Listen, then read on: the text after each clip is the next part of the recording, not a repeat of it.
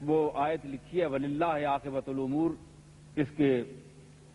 تحت میں نے ایک ربائی کہی کہ رہنا ہے اسی کو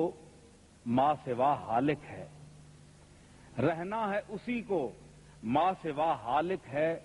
یہ راز عیاں ہے اس پہ جو سالک ہے،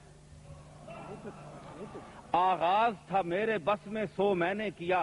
انجام کا غم نہیں خدا مالک ہے۔ تو یہ انجام کا غم نہیں اس لیے کہ اللہ تعالی مالک ہے، وَلِلَّهِ عَاقِبَةُ الْأُمُورِ۔ اور نظام مصطفیٰ کے سلسلے میں کہ لا تبدیل لکلمات اللہ،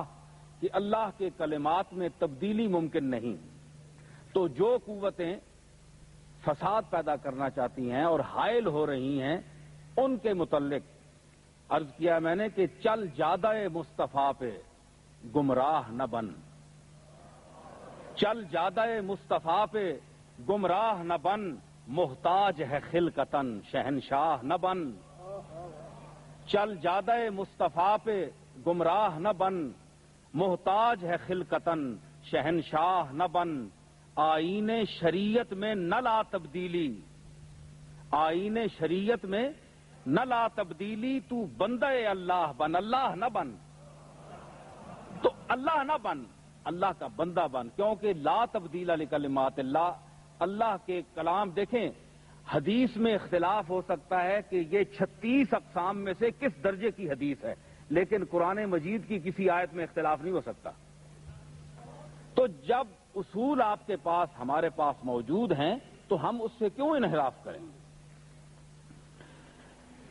دوسری اور اہم بات